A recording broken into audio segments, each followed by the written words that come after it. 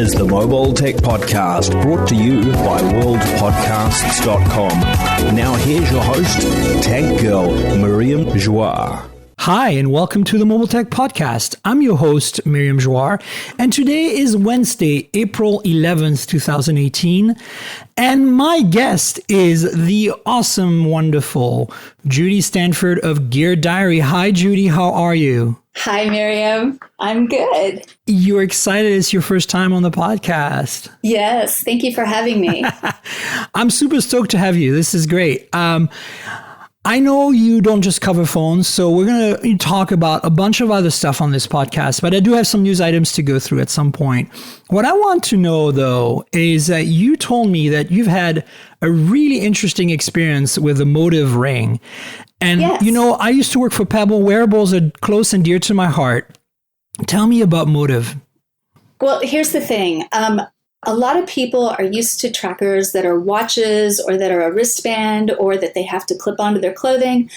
And those are fine. But I have a watch that I like to wear, so I don't want to wear a replacement watch. And I have bracelets that I like to wear, and I don't want to wear a clunky rubber band. So the Motiv ring is a titanium band that, as the name implies, you wear as a ring. So as long as you have a free finger or one that's not going to bump up against another ring, it's very easy to wear, comfortable, and the battery lasts for about 3 days. Now, wow. you are giving up a couple of things, though. If you're used to wearing a wrist tracker, most of them have some kind of functionality where you get notifications from your phone, you know, like if somebody's calling or if you have a text.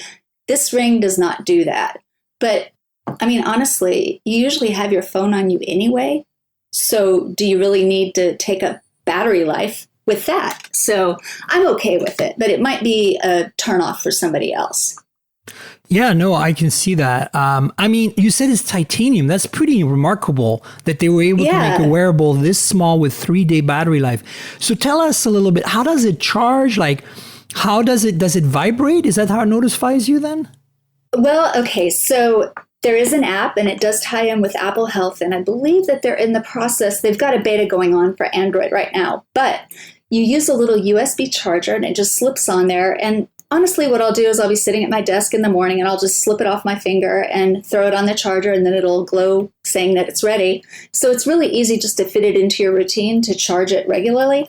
Right. But it will set off little LEDs occasionally to let you know, like if your battery is low or if you've been active, it'll just kind of flash for a minute, that sort of thing. But it's not heavy on notifications. It's mostly tracking. Yeah, okay. Yeah, it's not some gaudy ring either. It's actually a very simple band. Oh, I don't know. It's probably about 1/4 of an inch wide. And it has this, I think it's available in either a dark gray or a rose gold, which is what I've got. And then it's got like this one single dark band where the LED is hidden that goes across it. And it's just, nobody even knows it's a tracker. That's what's so cool about it. Right. Does it glow under the ring or on the outside of the ring? So it's very discreet then. Well, it glows on the outside, but it'll also glow on the inside because it has a heart rate monitor. Oh, right. Yeah, so it's tracking that as well. Wow, that's impressive. And it tracks your sleep. And yeah. So the sleep, tell me, this is the thing that I find is missing from a lot of trackers, which personally we did at Pebble and we did it okay, but I thought the best implementation I used so far was the Microsoft Band back in the day. Back in the day. So tell me about the sleep tracking. Like, does it work well? Are you happy? Because this would be a very comfortable thing to wear at night, yeah? It is very comfortable to wear. And I am happy with the sleep tracking. Now, bear in mind, I also have, the sleep number bed. So I've got sleep tracking going on there. Hey, let me tell you, it's like the best purchase I have ever made. I broke down, bought it, and my husband and I, telling you, we sleep like babies every night on 100. How ridiculous is that? Anyway, if you're not aware of what I'm talking about, they do all these sleep numbers where, you know, it goes from, I guess, 0, where you're probably lying on top of the mattress bottom, to 100, which is like sleeping on a board. And it is so freaking comfortable. But anyway, back to the Motiv. Sorry, you're gonna have to rein me in. You know what? It's this might not be mobile tech, but it's related. No, And right. We all, it's like we all need to eat, we all need to sleep, Yes. we all need to go to the restroom. So there are some things in life that you cannot avoid, no matter how This much is you want to true. talk about technology. And sorry, but the Sleep Numbers bed is technology, so you're totally in scope. Don't worry about it. Well, thank you. So, okay, back to the Motiv Ring. It actually does a really good job of tracking your sleep, and it will tell you your sleep trend. It'll let you look at how your 7-day average, how many hours you've slept, but it also tells you how many hours of your sleep were restful and how many were restless. And that's something that some sleep trackers don't seem to do a very good job of doing. Now, it's not super, super detailed. I mean, let me pull up one real quick. Okay, here's one where I slept for 9 hours and 37 minutes. Yeah, that was a really good night because my average is more like 6 hours and 57 minutes. You're still ahead of the curve, I think, for tech Let me tell journalists. you, Honestly, I am one of those people that if I don't get 8 hours regularly, I will sleep for 15 hours to make it up as soon as I can. But I can go, like when we're at a show or something, one of our conferences, I'll get 3 hours of sleep every night. But I promise you, when I come home, I am out for 24 hours. It is, got to get it. So anyway, back to the tracking, all right, here's the night that I did 9 hours, 37 minutes. It said 9 hours, 4 minutes were restful, 33 minutes were restless. So it's telling you. And then, of course, it gives you the graph where you can see where you were active or where, rolling around or whatever, or where you were out cold. So I think it's pretty well-rounded as far as what it shows you. I mean, it's not quite as detailed as the information I get from my Sleep IQ app for my bed, but it's still really good for a little, $200 ring versus a $5,000 bed. right. Oh my God. Yeah. Wow, that's cool. So in terms of like health and fitness tracking, obviously the sleep tracking seems to be pretty well sorted. That's good. Yeah. Tell me, and it's not focused on notification. I get that. For some reason, I thought how, because I'm as an ex-engineer, or I think you're always an engineer because your mindset. But I always thought, like, if there's a vibration motor in there, how did they fit it in there? I guess they didn't. So that makes sense. No. But yeah. But tell me a bit about the health and fitness. I mean, for me, I'd be more interested in like kind of like health tracking in the sense of like how many steps, my heart rate, things like that. How comprehensive is it for that? It's quite comprehensive. And what I like about it also is that it's constantly gathering your heart rate. So if you're doing something like, like a really intense yoga session where your heart rate might be different than it would be, say, if you were walking. I mean, it notices that there are different fluctuations in your heart rate. So it'll even ask you, if it didn't pick it up as an exercise, it'll ask, were you active? Because your heart was doing something, And I bike. So that's where I predominantly get my exercise. And it's great because it realizes that I'm moving, but obviously I'm not walking. So it's not necessarily counting the steps, but it realizes by my heart rate that I am definitely working out. And so it'll come back and it'll ask you, were you active? And then you're able to tell it, yes, 20 minutes active, hour, 50 minutes, whatever it is. So it's very sensitive, surprisingly sensitive. And I've been really pleased with it, honestly. I feel like it does as good of a job as a full-size fitness tracker, but I don't know. I feel pretty jaded about it because I feel like I've tried every fitness tracker.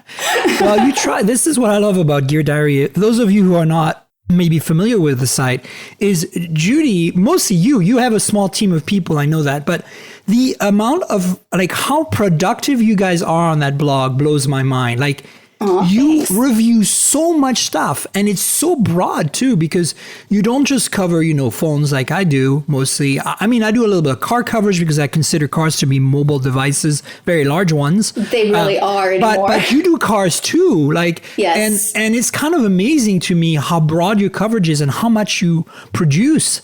Like, is there a secret you want to share with us? Get lots of sleep. Yeah, apparently. No, yeah, there you go. Honestly, Miriam, the whole reason I started doing this, and perhaps the reason you started doing this, is because I was a fan. There were things that I wound up buying that I liked using that I wanted to talk about.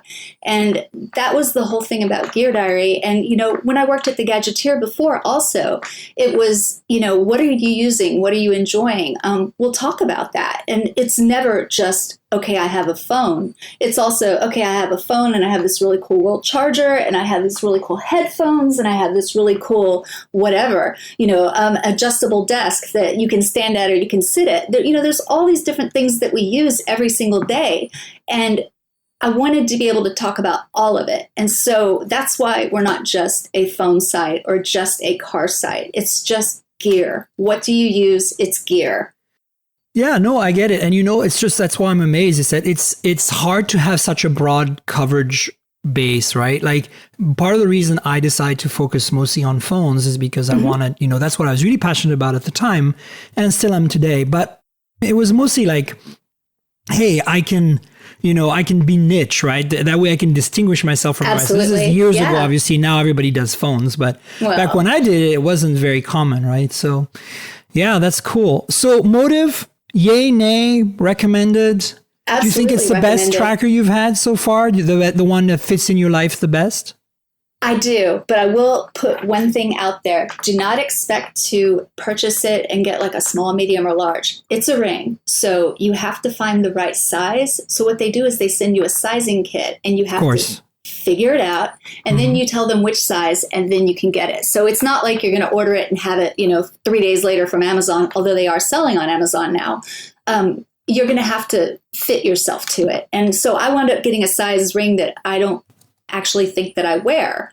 So that's why you need to try it on instead of just ordering one and thinking that it would work. Yeah, that makes sense. I understand. Yeah. Cool. Any other technology that's made you go, I needed this in my life recently? Because obviously, the Sleep Numbers bed, that's a little off topic for us, but I mean, it's still technology. But it's been around for years, right? They just keep refining the technology behind it. Okay, I haven't tried one, to be honest with you, but I will tell you about one other thing that I recently reviewed that is crazy. So I was a judge at Last Gadget Standing at CES, and one of the people that came out to talk about their product, it was for this headset called Motiv. And I remember sitting there listening to them do their spiel, and I leaned over to Helena, who was sitting next to me, also a judge, and I said, if this thing really works, I want to try it out. So what the deal is it's this headset that you put on and you wear for an hour every day, and it's connected to these electrodes that go behind your ears. And by wearing this headset for an hour every day, it is supposed to help rewire your body so that you can lose weight, lose fat, be more relaxed, has turned out to be one of the side effects, and be less stressed. It's all of the benefits that you would get if you were working out. And then they're not telling you not to work out. Let me put it that way. This is like a hand-in-hand type thing, but it's weird because it actually rewires you. And so I have been using it for, I guess I'm going on my 11th week. And the weird thing, and Miriam, I am like this most skeptical person in the world when it comes to stuff like this. So I'm like, yeah, okay, it's a TENS unit. You know what I mean? It's gonna give me abs. No, it's not that. But I found out after about the second week of using it that it took me 3 minutes to go to sleep. All right. And you need to understand, I suffer from insomnia, or I used to suffer from insomnia. It was the worst. And all of a sudden I would lay down and I was out cold. Okay. Yeah. And so there was that. And then I found out that it was like helping with my stress levels too. That's the other thing. Super type A, super excitable. I mean, you could probably tell because of the way I just run at the mouth. But anyway, I mean, it's just me. Well, it's just me. And so it was weird though, because there's also a huge stress element to that. And it actually was calming me down. So I didn't lose weight with it. I didn't lose fat with it. But I lost 1.5 inches on my waist and on my hips without changing my diet and without changing anything else. And I haven't measured myself in the last 3 weeks, since I finished the review. But just the fact that by changing nothing, I was sleeping better, I was less stressed, and I lost 1.5 inches from 2 different spots on my body. Crazy. I mean, consider me a believer. What is it called again? It's called Motiv. And I think it's motiuslife.com. Let me see. Yeah, and it's just a crazy headset. Like I said, it was one of those things where I was like, if there's any way in the world that this works, I can't see how it would work. But it did. It's modiushealth.com. Sorry about that. Yeah, send me the link. That way I can put it in the show notes. I will. Sounds interesting. I wonder how it works. That's kind of interesting to me.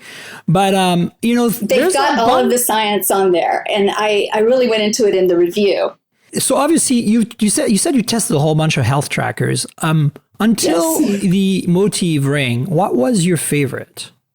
That would probably be it used to be Withings and now it's Nokia. I liked the Steel HR. Oh yeah, the activity Steel. Yeah, exactly. Called. And I actually had purchased one of those, what were they, $499 Activités, the ones that had the sapphire crystal and they were actually Swiss made. I had that one. That's the one I had. Yes. Well, I had that one. I loved it. But then they came out with the HR and I wanted to try that. But see, this is where it goes back to I had a watch that I really loved that I could never wear anymore, because I was wearing a watch health tracker. And I think you've actually run into me before when I was wearing a watch and a health tracker watch on the same arm, because I'm a dork like that. But it was because I wanted the tracking, but I also wanted to wear my regular watch. And so having the Motiv ring has made me not have to do that. Nice. Well, that's cool.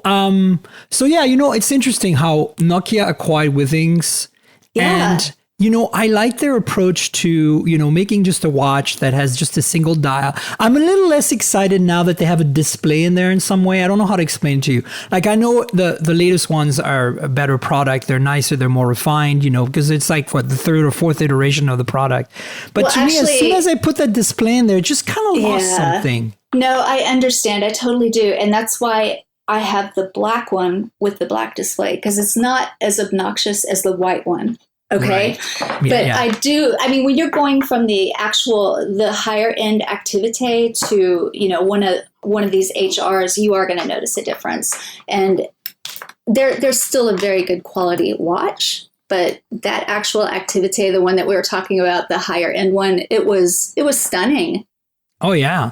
I was amazed at how long the battery lasted on that watch. I mean, it's a watch battery, right? Wasn't it like 6 months or something? I can't even remember, because the HR is a rechargeable one. So, but yeah, it seems like it was 6 months that it would last. Does that sound right to you? Yeah, even more for me. I think it might have lasted 9 months. I never, when the battery died, I never replaced it, to be honest with you, because then, because I was reviewing others at that point, you kind of cycle through. So I really haven't used it in a long time. So I really actually don't know how much the software has improved for long in the last little while. But speaking of Nokia, I want to pick your brain about, to kind of divert back into phones. Yes. They're kind of making a comeback, and you were at MWC. And so I'm kind of curious what your thoughts are on the revival of Nokia as an Android phone manufacturer. What is your take on that from somebody who's not as phone-centric as me and my listeners? I'd love to hear your feedback on that one. Okay, well, I may not be as phone-centric as you, but you have to realize I've been reviewing phones since 2000. So you have something to say. That's what I'm saying. I have something to say. I love it. Go. Tell me. Here's the thing. When Nokia was making Windows phones, they were some of the best made phones I had ever used in my life. What was it? The 1020 that had that amazing camera on it? And just the build quality of the phones, they were so fantastic. And so Android was starting to come up, and I was like, if they would ever make a Nokia Android phone, I would be all over that, because there was a software issue with Windows Phone. Nobody was making the apps. So seeing that all the apps were going to Android and, iOS, it was like, why can't Nokia do this? But of course they were not going to. They were tied to Microsoft at the time. And so now going to Android, I think their phones are really excellent. And I love that they're bringing back the banana phone. I know. I mean, how did you feel about the 3310 last year? You know what? I'm going to have to claim ignorance on that, because I'm not familiar with the 3310. So that was the first revival of an old Nokia they did, and I was okay. the previous right. That was the little yeah, the candy little bar one phone. with Yes, snake. okay. Yeah, exactly. Yeah. Yes. Did you play with it? Like, what did you? I Even did. if you didn't, what were your thoughts? Honestly, it reminded me of the phone that my husband was using when we first started dating. Oh, so that's probably not a good thing, right? It's not, because the first thing I did was put him on a better phone, but it was just kind of nostalgic and, I don't know, cute, it just there's something to be said about having a phone that is just a phone, that isn't constantly pinging you with Facebook or Twitter or, other updates other than texts or phone calls. And there's something simple and pure about that. Does that make sense? Yeah, absolutely. So I honestly, I can see the appeal for people to just have a phone that is a phone. So, and then there's my mom. This is totally the kind of phone she'd want. Yeah, you think? I mean, does she I know. text? I totally know. No, she doesn't even text. Yeah. See, this is the thing. I've had this conversation with Michael Fisher and a few other folks that are, kind of like very phone focused. And we all kind of agree that somebody needs to make a phone that simplifies, right? Like really breaks things down to the basics, like calls and maybe calls and texts and so that if you really absolutely have to communicate with somebody for an emergency of some kind, you can.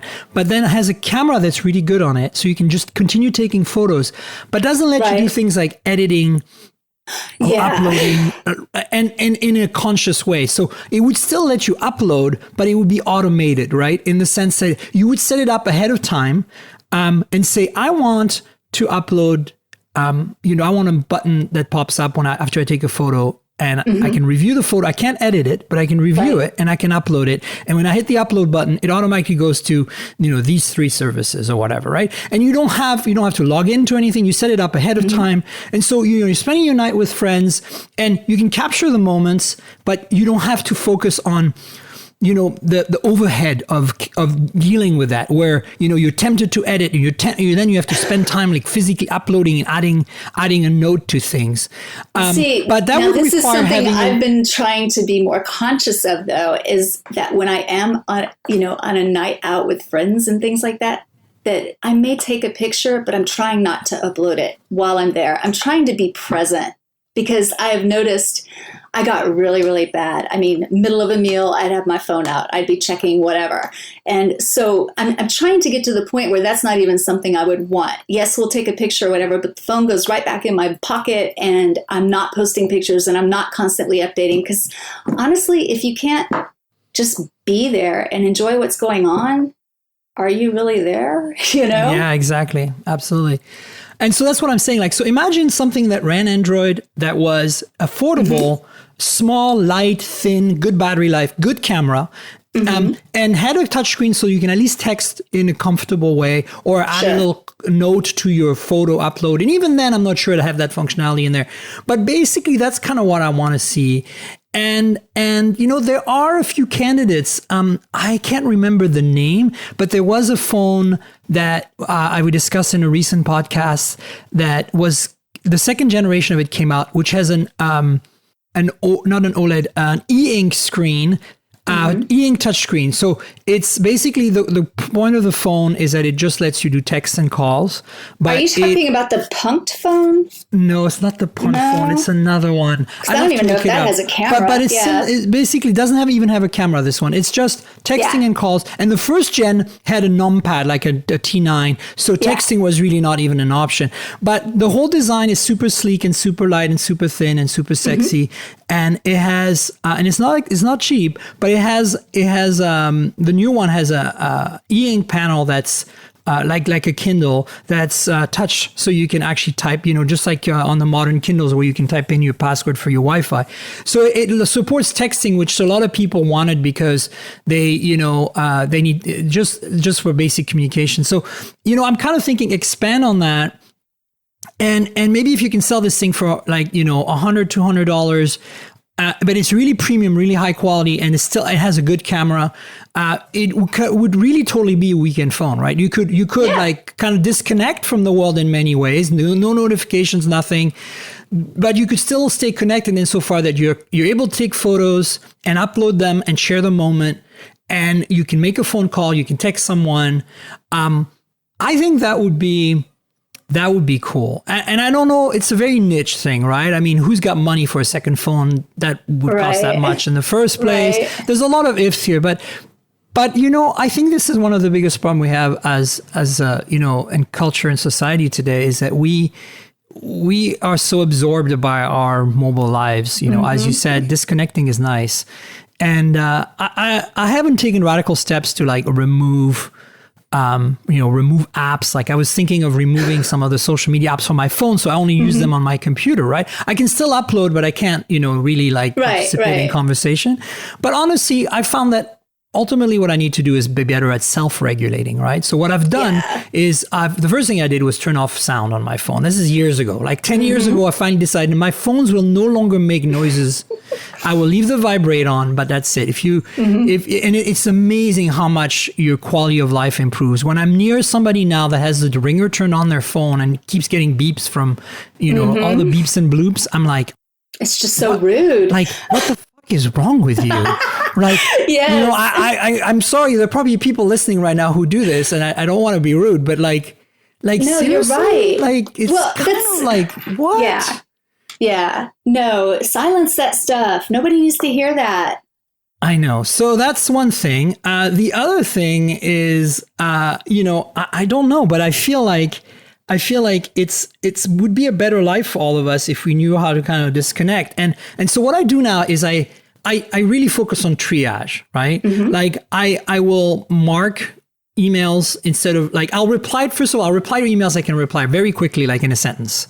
Sure. And because I get so much volume, right? Like, this from being a tech journalist, that I do that. But then anything that's more than a line, I refuse to answer on my phone, unless it's an absolute emergency, like, it's critical. And then actually, honestly, I'll probably pick up the phone and call the person, because honestly, we forget to do that. I think there's an entire generation right now that forgets the basic, simple thing of, why don't you call them? Oh my God. Boom. Brain explode. You can make a phone call. Can you believe Miriam, that's me. I don't like to talk on the phone. Neither do I. But the reality I'm like, is, send me a text. I have PR people who know to text me, and they're the greatest. Sure, I agree. But you know what I'm saying? Like, imagine if you're dealing with a client or some business thing. And you can't get this thing to, like, you're back and forth in emails. I'm like, eventually I just give up and I just pick up the phone and try to call them, or pick up WeChat, or pick up, Skype, or pick up Hangouts. Like, it doesn't have to be a phone call in a traditional sense, but a voice communication, because it's so much faster. Like, you'd be amazed if you haven't made a phone call to arrange something recently. I'm not talking to you, Judie. I know you know this. But I'm just saying, like, the person out here, the listener, trust me, try a phone call sometime. It'll blow your mind because it's so much faster. But you're assuming the person you're going to speak to is efficient. How many people do you know that you get on the phone with them and they will not shut up or get to the point? That's why I like texting. I think you're right. The asynchronous nature of text messaging and messaging in general is the advantage. But I think that, for me, if I find that, if it's critical, there's a sense of urgency from both sides, right? Immediately they're like, oh, wait, what's wrong? You're calling. Okay, let's get down to business. And I find that there's no rambling at that point, And I think, it also assumes people are going to answer their phone. I mean, there's all kinds of things. But I'm just saying, like, that's kind of how I think of it. And maybe I'm just old fashioned, but I get it. And if I saw that you were calling me, I would answer it. But I promise you that if I didn't recognize the number, it never gets answered, ever. Of course. And that's the problem too, is like there's been so much overload with phone calls that we've all learned to filter. So you see, we've learned to filter phone calls. What we need to do now is learn to filter the rest of the stuff. That's exactly right. Sound off. And then the other thing that I found really works for me is reduce my notifications, right? So I'm very picky about them now. I in Facebook, I only notify on messages, right? Like somebody's messaging me, must be important. Direct messages on Twitter. Anything else on Twitter, I don't care about. Yeah. I mean, I care about when I get home on my Mac, right? I look at it and I go like, oh, okay, this is cool. I want to be a part of Yeah, but this do you thread honestly right now. need to know every time somebody likes a photo of yours? No. Come on. I mean, how narcissistic are we? Exactly. So that you get it. So I think that's the thing. And to me, that's made my life, really great without feeling like I'm compromising and removing apps and forcing myself into a corner in a way. Right. And I think this is, we have the tools. I think people are taking these radical measures of like, going to a dumb phone or removing the Facebook app. And I'm like, there's there's all this nuance before that, like all this gray area before that you can play with. Yes. Like notifications and stuff that you don't really have to go there. And they're like, oh. And I'm like, look at the settings on your apps. Honestly, when you're talking about going to a second phone, I mean, how many people want to mess with moving a SIM card over? Since in the United States in particular, we don't get to have cloned numbers. Yeah, that's not going to be an issue anymore very soon. I think everybody's going to eSIM and you'll just be able to like go. I mean, Sprint already lets you do it. AT&T is not. No, I know. It depends on the carrier. T-Mobile right now lets you have two SIM cards under the same phone number if you want. Oh, nice. Okay, so you need to and consider so that's changing. one solution. eSIMs are going to change things. Sprint, for example, again, two SIM cards, two physical devices, but you can register them on the network to be on the same account and swap between them by simply logging into your Sprint account and going, I want to use this phone today, and click, it's done. And so, I mean, eventually we're going to get to a point where that's trivial. There are going to be some alternatives. Okay. I mean, right now, of course, the simplest thing is you have to take out your AT&T SIM from your one phone, put the other. You know how to do that, and that's a hassle. And this scenario I'm envisioning would have to be very frictionless on that area. So it's not something that I think is for the mainstream.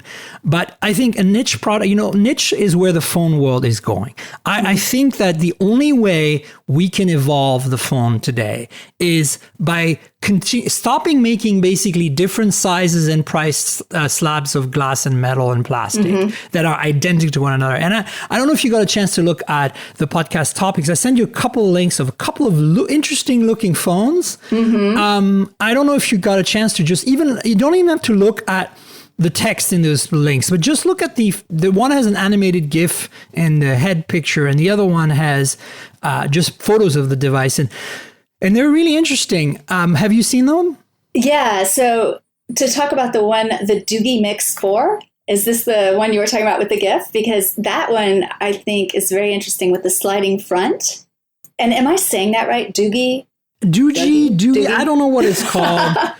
Honestly, I see everything in print idea. And nobody actually says it. So I have a word in my mind that I assume is how you say it. And sometimes it's way off. But anyway, I'm saying we're going to call it the Doogie. Like, I'm gonna say Doogie is what Doogie, okay. Doogie, but that sounds very bougie. That's being very bougie Doogie. You heard it here first, folks. So the Doogie, I don't know what it's called. I need to actually look at the show notes right now. But phone is bezel-less, no notch. Isn't it cool, the idea? Like how they're making it work? I was like, that's very smart. I like that idea of sliding it down when you need the camera or when do you want to describe it for the listeners? Because I'm going to put a link in the show notes, but I want you to describe it in your own words. We're all trying really hard right now to have phones that have no bezel, right? But the big problem is we have a notch because we need to put the speaker and all these things in. So what did they do? Well, what they did is they made it so that the screen of the phone slides down and it reveals, and it's still a very thin phone, but it reveals the front-facing camera, the ear speaker.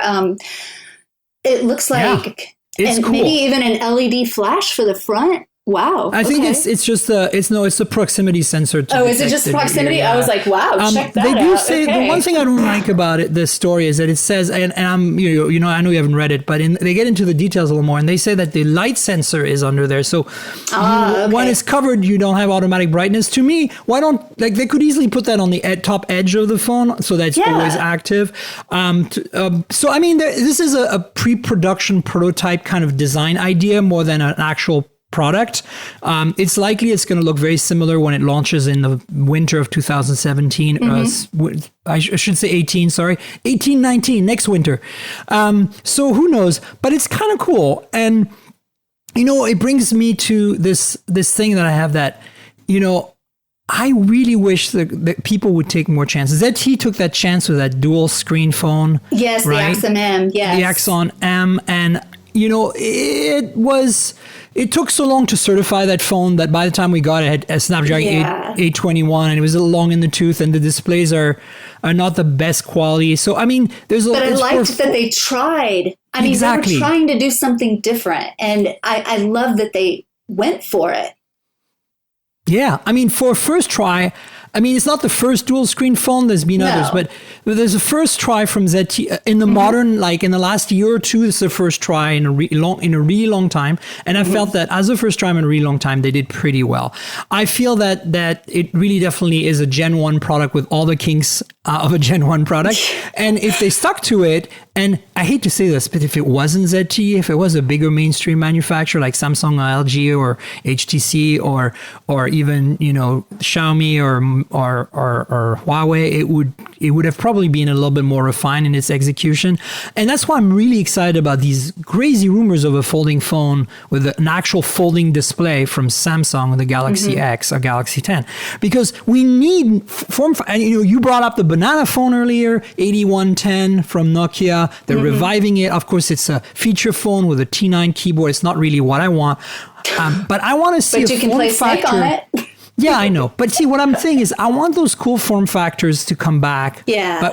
But running on Android and, round displays with phones with round displays. Or there was a render of a phone that is, remember that Nokia phone that the compact was phone. Is that what you're talking about? I can't remember what it's called. But it was round. Yeah, no, it's not completely round. It's just the bottom edge is round. So the top is squared off like a normal phone, and the bottom is round. Do you remember that phone that Nokia made years ago that had the little round keypad at the bottom? It's kind of like a modern interpretation of that, but it's not made by Nokia. This was just some, I don't know what. Send me the link of the one you're thinking about. I'll send you a photo of the one I'm thinking about. Okay, that sounds good. Nokia, what was that Nokia called? It was like a 3200 or something. Anyway, I'll find it. Oh, you're not talking about the 3650? 36, yeah. I think you might be on. Oh, check me out. What was it? 36 what?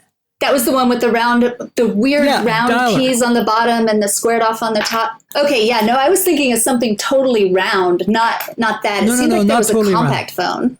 What was the Nokia number? The 36 what? 3650. 50. Okay, you're right. Look at that. Wow. Yeah, so the 36. Imagine an Android phone that looked like a Nokia 3650, but had a display on top that matched that shape. Yeah. Right? So somebody did that, and I'll try to find the link and put it in the show notes. But somebody made a render, not a real, not like that Digi phone is actually like a physical manifestation, like 3D printed or whatever. But this would be a complete, just like a pure render. And so let me actually find that, because I'm going to Google it right now and say, find me all the phones, an Android phone that looks like a 3650 design. Let's see what I find, because did you see anything pop up? Is it working? Oh wait, 11 of the weirdest and wackiest phone designs ever. Let's see if it's in there. Oh no, this is actually reminiscing of old phones. Yeah. So anyway, let's you know what I'm talking about, and so those of you listening who don't, we'll have a link in the show notes to the original Nokia that I'm mentioning, and if I can find that render, I'll put it in there too. But what I'm trying to get to is I want to see these form factors. I want to see a phone with a rectangular top and a round edge at the bottom. I want to see a phone with a round display, just like kind of like a makeup. What's it called thing, where you open it and there's a phone. The makeup compact. And that's what I was talking about. And guess what? In that article that you found, the weirdest and wackiest phone designs, I just Googled it, found it, and guess which phone is sitting right next to the 8650? I know. There it is. Yeah, there it is. I know. And then there was the Taco phone, which was the game phone from the N-Gage from Nokia. And then there was the lipstick phone that looked like a bar of lipstick. Yes. I mean, Nokia was the king of this. But I think that there's room for maybe not going quite this crazy, right? Yeah. But maybe apply some of the stuff to Android so that the user experience is still mostly the same, but we are looking at phones that look unique and different. Yes. And you don't have unique to go and different even, would be so right. good, because I mean, how bored are you right now with just the rectangular slab of glass? I'm so bored. So speaking of, the other phone that I found this week that kind of made me want to have a discussion with you about phone design was, other than the Doogie Howser, was the ZT double notch phone. And the reason I bring that up is because it's not because there's two notches, please, like, oh, I have one more notch than you. I'm better than you. That's not the point. Of course, that's kind of gimmicky. Notches are very controversial. But if you look at the photos of that phone, and again, I'll put the article in the show notes, it has this kind of cool design where the glass corners are like protruding in the corners. Yeah. And of course, that's not going to do very well when it falls. No. The point is that they're trying something different, and it looks different, and it's still a slab of glass and plastic with the traditional fixings of a phone, the fingerprints on the back. It basically looks like a phone. It's undeniably a phone, but it makes you go, oh, that is different. That is cool. And this is kind of what I want them to do. Like, you remember there was a Motiv phone a while back on Sprint that had, this is maybe about 4 or 5 years ago, that had, the corners were cut. Like if you took scissors and cut the four corners of the phone. It was the Photon, I think. Motorola Photon. Let me Google Motiv. This is what I love about this show, where I go down the rabbit hole when I Google rabbit holes are good. And Motiv Photon 4G. Photon. You see how it's got the cut angled corners? Now, I'm not sure this was very, very beautiful, but it was interesting. And it looks really where thick. Are those? Yeah, well, I mean, come on. It's like, what year is this? I don't know. Let's see.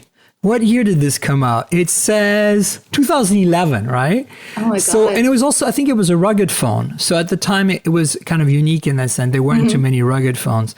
But the point is, this is what I want to see. We don't see this anymore. It's like nobody's doing anything cool. Like, the coolest thing we've seen recently is that beautiful color on the P20 Pro called Twilight. You know, the one where it goes like a rainbow?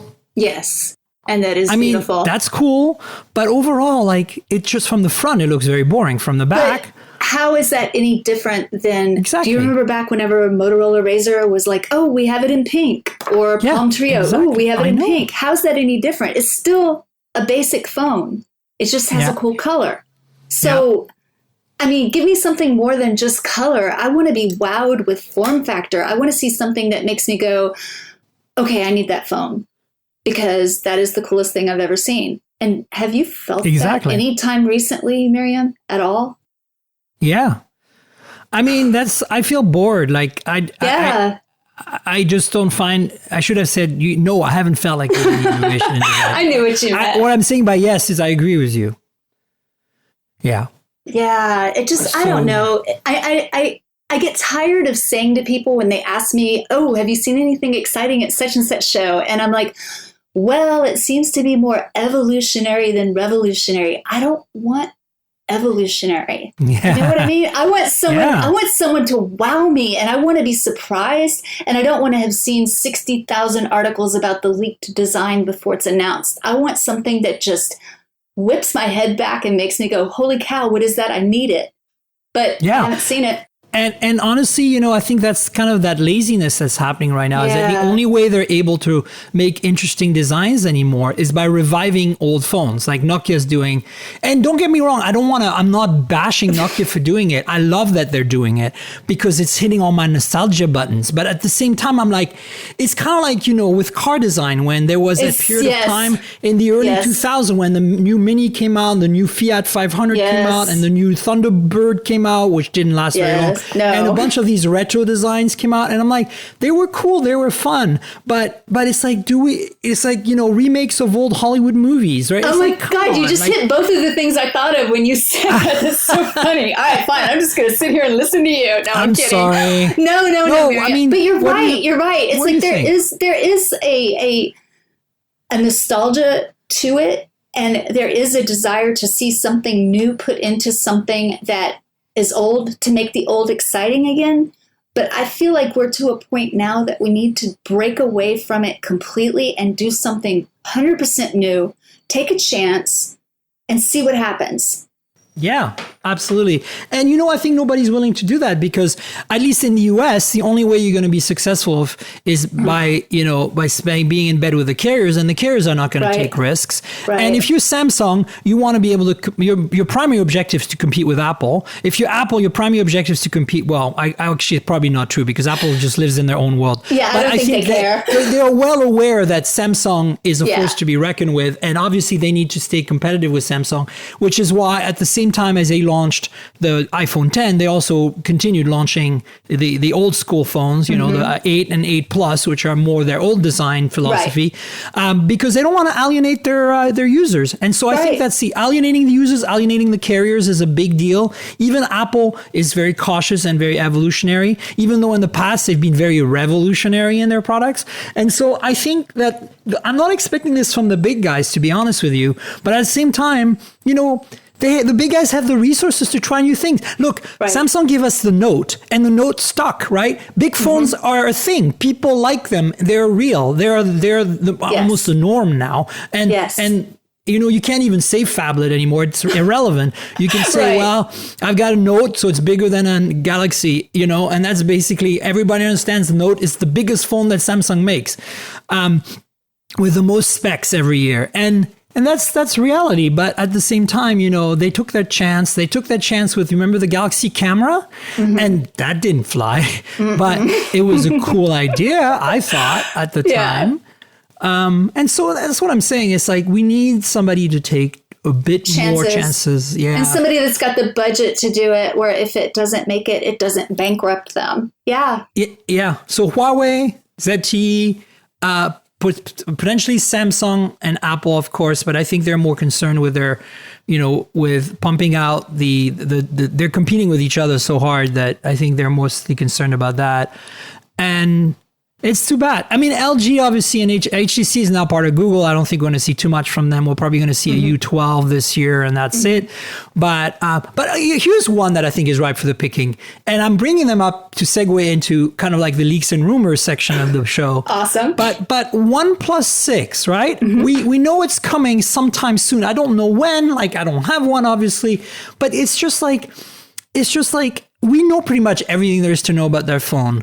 And basically, it's just evolutionary at this point. There's a Snapdragon 845, of course. There's a notch on the display, supposedly. But so what? Like, how much different is this from the 5T? The 5T had pretty much an all screen display, an entire, cover the entire phone display almost with the 18.9. Almost. And now you add a notch to that, so it's a bit more screen. And then a Snapdragon 845 is a no-brainer because that's the latest chip. But like, what I want to know is, how does it differ in design? Is it another of the Oppo phones rebranded, basically? Because as much as people, OnePlus doesn't want to say this, they're very coy about it all the time. But it's like, we all know that they share designs with Oppo, and that's okay. Or they share resources. I shouldn't say designs because they're not designs, though. Yeah, but resources, and you see that because sometimes the phones look very similar between the two makers. And you know what? It's okay. I don't have a problem with that. I'm just saying, like, they seem to be very uneasy about that when you talk to them about it. And I don't think they should be. But what I think they should do is really, they're one of the few niche players that I think have, because they're part of that larger Oppo group of companies that has the resources to do something different, and they should really pursue that. I think that they could give us a unique design. The 3 and 3T were pretty, within the mold of what a phone should look like, but at least they had a personality that made it very obvious that they were OnePlus phones.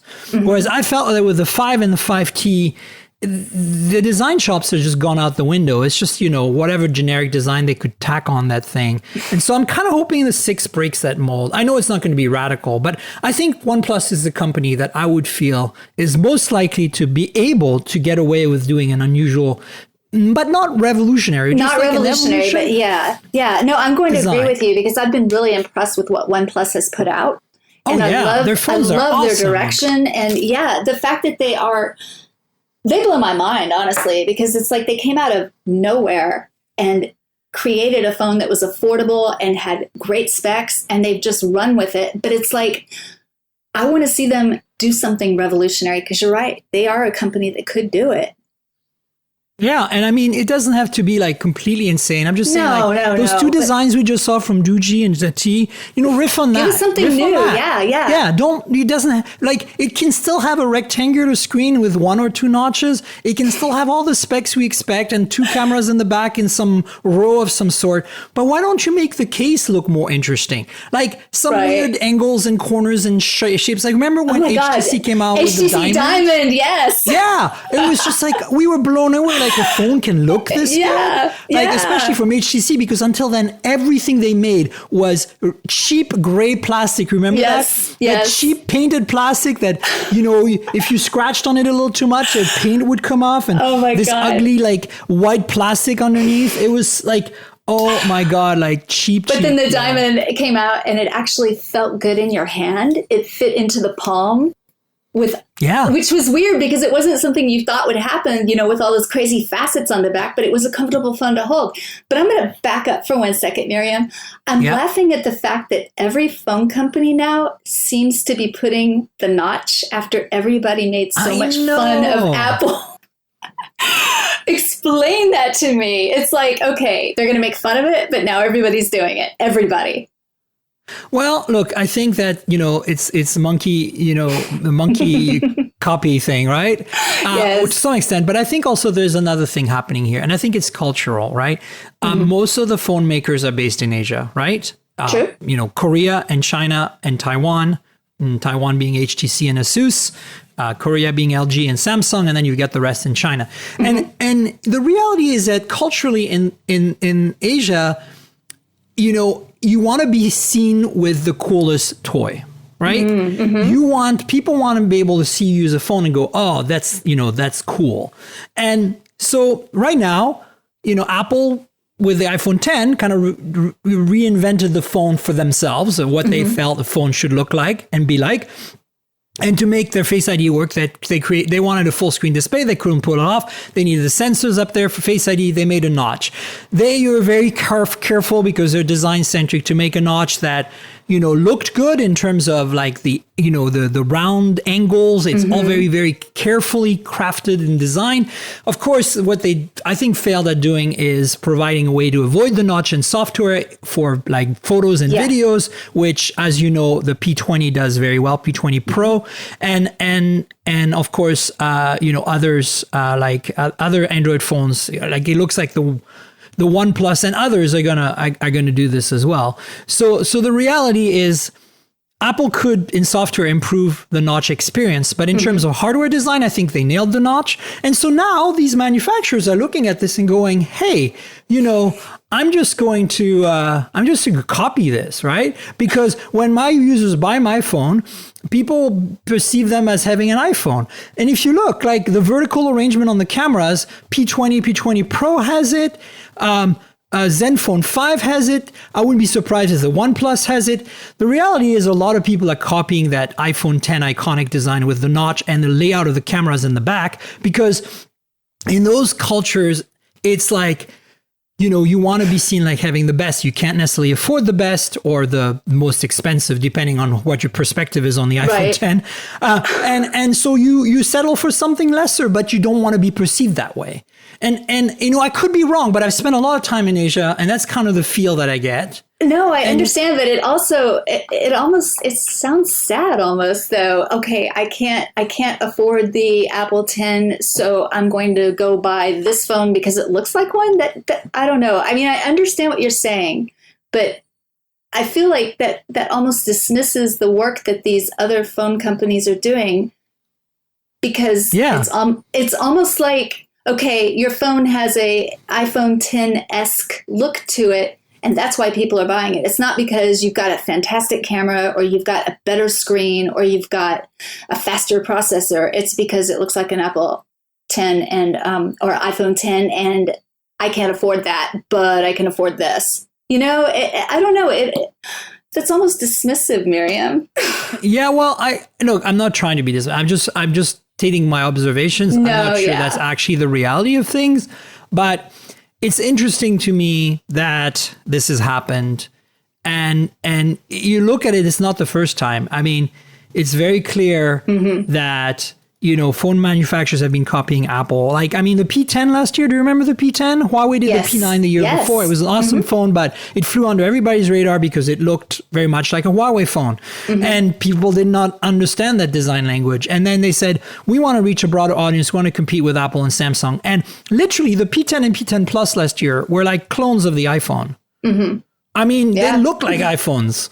It was insane. Like OnePlus with a 5 did a clone of the iPhone, right? Yeah. And it's like, it's not just the 10. It's been going on for a while. Oh, no, that's absolutely remember true. the original Samsung? Like Samsung had an Apple lawsuit because the original Galaxy looked like so much like an original iPhone that it was insane. And I think this is going on. Like, I'm not judging, I'm just observing, and I'm trying to understand it based on my experience. I agree, though, that it's sad. And this is what I'm saying. It's like these companies, you know, ZTE has shown it with the Axon M. Huawei is doing some interesting things. They're very, very iterative, but interesting in design with the colors and stuff like that. You know, others have tried different things like ZTE and Doogee there on these prototypes. Let's make those things real. Like, let's have these manufacturers come up with their own personality that defines what.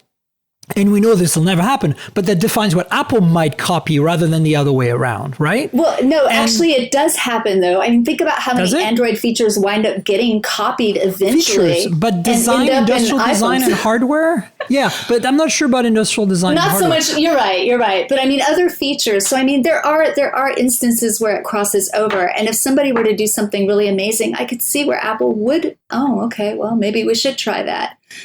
No, for sure. Yeah. I mean, look, I think to me, here's one company that I feel Samsung has broken that mold. Samsung is the only one that has created their own industrial design.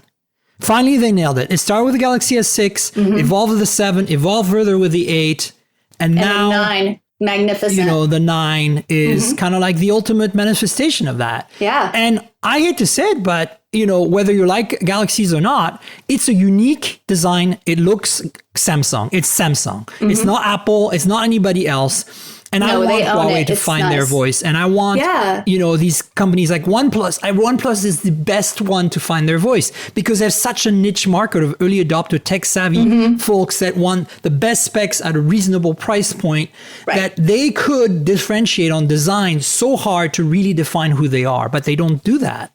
And that's kind of what I don't understand. Yeah. So there you have it. Well, I mean, who do you think other than OnePlus could be a good candidate? Google? What about the Pixel? Could Google make the Pixel more their thing? I mean, they've tried. You know, Pixel is unique looking with a bar of glass in the back. I think that for a brand, the Google Pixel phones, I think that they absolutely could. And I mean, who has more money than Google to do research to find, you know, the research and development that would be needed to make a really cool, unique new phone design? Why couldn't they? Right. And so again, there you go. And so why thanks for aren't bringing they? that up. You know, Google is one of them. OnePlus is one of them. Of course, you've seen ZTE. I think Huawei has got such deep pockets. And of course, we know Samsung's working on the Galaxy 10, Galaxy X, whatever, folding phone. Yeah. But you know who else there is, in my opinion, that we're completely missing right now? And they are kind of doing it, but they're not. It's LG? Nokia. Oh, Nokia. No, Nokia. Okay. Because think about it. Like, they're resuscitating these old designs. Like, We talked about that. But what if they did something for an Android phone for a change? Like, they now make Android phones. Yeah. They've been very successful in their first year. Maybe in addition to all the other models they make that are, you know, kind of like their bread and butter, maybe they can start experimenting with something a little different. But the Scirocco, for example, you know, that they launched, at MWC, their high-end one, is basically looks like a Galaxy. You know, the design is a copy of the guy. And I'm like, come on, Nokia, you can do better than that, right? Yeah. I mean, it's beautiful. It's got the same beveled hinges. Yeah. Yeah. So, anyway, speaking of other rumors, there's a couple of others that are worthwhile. So, of course, lots of OnePlus 6 leaks. I'll link to the latest leaks and the OnePlus. I have a feeling that phone's going to drop any day now. And then we're starting to see more activity around an LG G7 ThinQ, which would be the new flagship for LG. You know, LG has been pretty innovative over the years in design, and they have certainly their own design language now, but I feel it's very tame, like very kind of like held back, you know? It feels to me like, you know, they're under the shadow, they're kind of behind the shadow of Samsung because they're number 2 in Korea, and they're kind of struggling with that. And, you know, the numbers aren't there for them, so they're not wanting to take too many chances. But I feel that they have their own design language, and I feel like the V30 really kind of like defines the current LG design language. So I hope that the G7 ThinQ evolves that. Have you seen the photos of it? Oh, the I leaks? have, with the notch. Yes. Again, with the notch. Well, what is your take on it? Yes. Are you feeling kind of like, yeah, me too, whatever, I'm not interested? Or are you saying like, I can see some LG design language in there? Well, what's your take on that? You know, honestly, the leaked pictures that I've seen, it looks like it could be any other phone that's coming out with a fuller, you know, a bigger screen and a notch. I'm over it. It's kind of boring, huh? Yeah. But I mean, put one in my hand and let me try it, and it may shine. I don't know. But I mean, just the looking V30 at was the a pictures, great phone. Yeah, I know. The V30 was a great phone. I wouldn't be surprised. And the G6 was also a good phone. I hope the G7 really lives up to our expectations. Then the other one, and I want to kind of hear your thoughts on this. BlackBerry Key 2 or Key 1 version 2, whatever you want to call it. We're going to call it the Key 2. The phone with the keyboard that was a really big hit last year, not in sales, but in terms of media attention. And I mean, at Google I/O, all the cool kids had a Key 1. Like I was hanging out with like, you know, Mr. Mobile, Michael and Joshua Vergara. And we all, and I had one too, and we all were there with our Key 1s going, this is the Pixel phone event, but we're on our Key 1s. And the PR folks from Google were like, what is going on here? Like, did we miss a memo or something? It was awesome. Let me tell you, that phone was so well built. I really was impressed with it. I still have mine. I mean, it's a great phone. The problem for me, and we've kind of talked about this in the past, is that going from using my thumbs and, you know, doing everything on the screen to having to type with my thumbs again, I didn't realize that it was going to be so hard. I thought I'd just fall right back into it. I couldn't get used to it. Like I couldn't either. There's nothing wrong with the Key 1. It is an amazing phone in every way.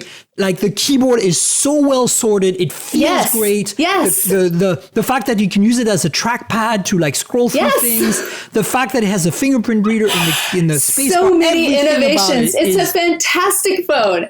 But but I could not use that keyboard. I was like, no. Thank you. And I went out of my way to turn it off to where the regular on-screen keyboard would never pop up because I would use it. So I wound up making sure it never popped up and forcing myself to use the keyboard. And Miriam, it was not my thing. I know it wasn't my thing either, but I recognize that it's such a great phone for some people. It really hit the mark. Absolutely. And so I am excited about the Key 2. You know, there's a leak of the photos of it. It looks like a sleeker, thinner, more, you know, slightly less over-designed like last year's version. And I'm sure the specs will continue to reflect, you know, super battery life with mid-range specs in a bulletproof enclosure. And the keyboard is going to be awesome. But yeah, as you said, like, I don't think I'll be able to, like, I'll get one, I'll love it, and I'll use it for a while. Exactly. But ultimately, it's going to be hard to sway me back. I mean, I type so fast on glass now. Same. Yeah. So much. I mean, honestly, I'm almost as fast typing on glass with two thumbs that I am typing on a laptop Yeah. And I don't use any of the weird autocomplete or tracing keyboards, the ones where you like slide, because I could never get into them. No, and the autocomplete, every now and then I will use it when it's the second time I'm editing the word that I'm typing because I'm typing it wrong, and I get frustrated. I'm like, oh, it's sitting right in front of me on the autocomplete bar, tap. But usually I don't even look at that. I just, I touch type basically with my thumbs, and I get it mostly right. It's kind of amazing how good the keyboards have gotten. Both I use Gboard on both the iPhone and Google phones. It's my favorite keyboard. It's probably not the best, but I like that it's consistent and feels the same and has the same layout on everything. So yeah. Well, that's all that matters, honestly. It's what you're comfortable with so that you are faster and more, accurate. That to me, it's not. I actually usually wind up staying with the stock keyboards, Okay. On the iPhone, I just use that one. I don't worry about anything else. On my Android phones, I'll just use the one that comes with it. And it's because I don't need the slides. I don't need all of the extra stuff. I just need to be able to quickly tap it out, and it's laid out fine for me.